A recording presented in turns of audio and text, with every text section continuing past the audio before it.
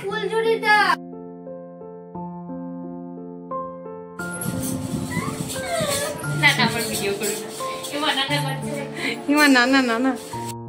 High বন্ধুরা, কেমন আছো তোমরা সবাই?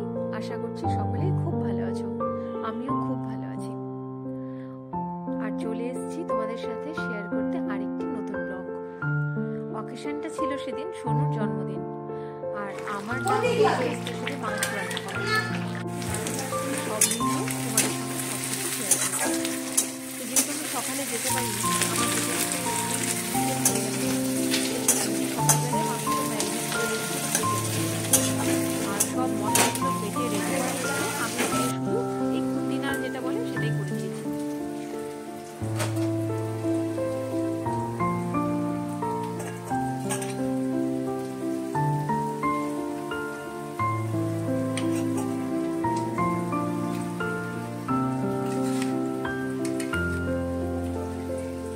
বিকেলবেলা বেটুকে স্কুল থেকে ছুটি করিয়ে নিয়ে তারপরে চলে গেছিলাম ডিরেক্ট সমুদ্রের বাড়িতে আর ছুটি নেই।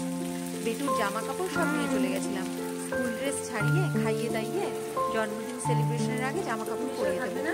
তো মা ছিল, তাই কোনো ব্যাপারই ছিল না বেটুকে খাওয়ানোর। মা খাইয়ে দিয়েছিল। রান্না হাতে লেগে গেছিলাম আমার কাজে মাংস রান্না করা। তো মাংসের পেঁয়াজ রসুন করে দেখো ভাবছি, এক হাতে খাচ্ছি আর এক হাতে মোবাইল ধরে ভিডিও করছি। তাই ভিডিওটা মাঝে মাঝে এডিট হয়ে গেছে।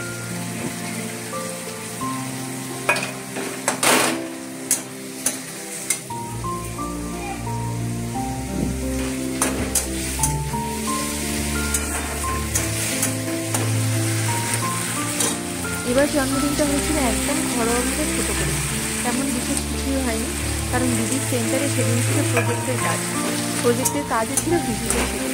সেই জন্য ওর প্রচণ্ড ব্যস্ততার মধ্যে ছিল, দাদারও ফুলডে ক্লাস ছিল, আর সেই জন্য সেই জন্মদিনটা ঘরোয়া ছোটো করে হয়েছে। প্রত্যেকবার যেমন হয় বন্ধু বান্ধব তারপরে ওদের ফ্ল্যাটের আশেপাশের সবাই, এবার সেরকম করে হয় না, একদমই যতটুকু না করলে নয়। মেয়েদের জন্মদিন হয়েছে, তাই তার মাঝে হাম্পা দিয়ে যাও কার্ড কে দিয়েছে স্কুলের বন্ধু সেটা দেখাতেন। খাওয়া দাওয়া কমপ্লিট। ওই যে বললাম মা থাকলে খুব তাড়াতাড়ি খাওয়া দাওয়া হয়ে যায়, মা সুন্দর করে বুঝিয়ে খাইয়ে দেয়। আর আমি খাওয়াতে গেলে অর্ধেক মাঝপথে আমারও মাথাও গরম হয়ে যায়।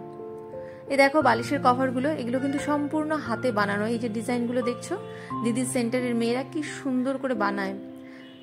নানুর জন্য একটা দিয়েছিল দিদি, একদিন তোমাদের দেখাবো। সাদার মধ্যে বেশ ভালোই লাগে।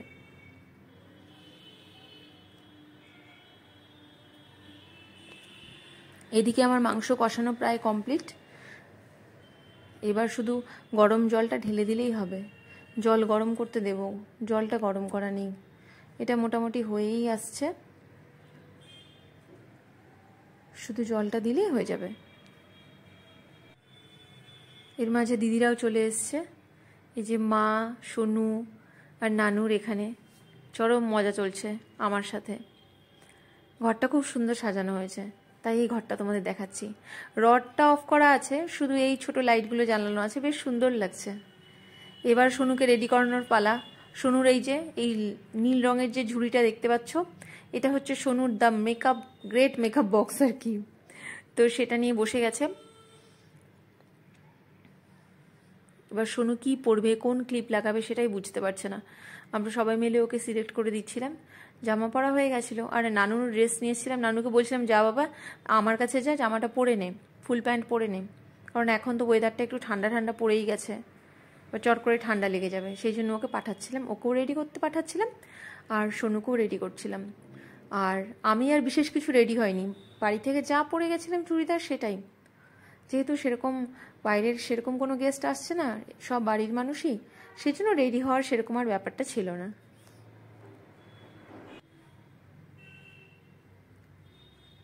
তো মানে কি বলবো, সোনু রেডি হয়ে গেছে। আর এই যে নিরামিষ, মা সকালবেলা নিরামিষের রান্নাগুলো করেছে, পটল ভাজা, তারপরে তোমার পনির করেছিল ফুলকপি দিয়ে, ডাল করেছে, জলপাইয়ের চাটনি করেছে, আলু ভাজা করেছে, সব নিরামিষ রান্না সকালবেলা করেছে। মিঠু রেডি হয়ে গেছে। আর এদিকে তিয়াশা আর কাকিমাও চলে এসছে। আর এই যে মোমবাতিগুলো সাজানো হয়ে গেছে, শুধু সব কিছু রেডি হলেই জ্বালানো হবে। দিদি দাদাও চলে এসছে। এই যে আমাদের লাজুক লতা, ক্যামেরা দেখলেই লজ্জা পেয়ে যায়, পুরো সাদা ড্রেসে সাদা পরেই লাগছিল।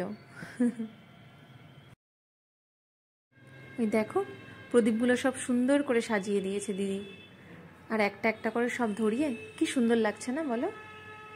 এই একটা প্রদীপ না ধরিয়ে প্রদীপ বলে যাচ্ছি কেন আমি, মোমবাতি তো একটা মোমবাতি না ধরিয়ে এতগুলো মোমবাতি দিয়েছিল সাজিয়ে সাজিয়ে, একটা থালায় গোটা থালাটাই মোমবাতি ছিল, কি ভালোই লাগছিল, সুন্দর লাগছিল। সব প্রদীপগুলো ধরানো হলো। বেটুও জেদ করছিল জানো এর মধ্যে, ও একটা প্রদীপ ধরাবে, মোমবাতি ধরাবে। আমি শুধু প্রদীপ বলছি কেন আজকে। তো শুরু হলো এবার এই যে কেক কাটার পালা। কেকও চলে এসছে এর মধ্যে,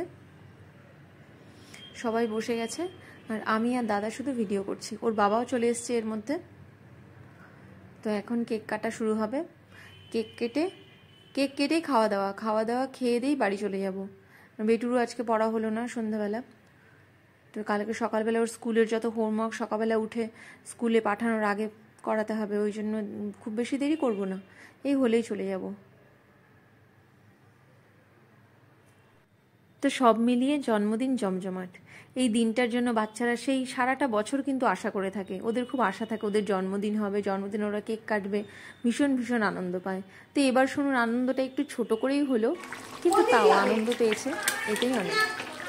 আর এদিকে দেখো আমার মাংসও রেডি, মাংস রান্নার দায়িত্বে ছিলাম, মাংস রান্না রেডি, ব্যাস আর কি। এবার খাওয়া দাওয়া। তো তোমরাও ভালো করে খাওয়া দাওয়া করো, ভালো করে থাকো, আর দেখা হচ্ছে পরের ব্লগে। আরেকটি খুব সুন্দর ব্লগ নিয়ে তোমাদের সামনে হাজির হব। টাটা।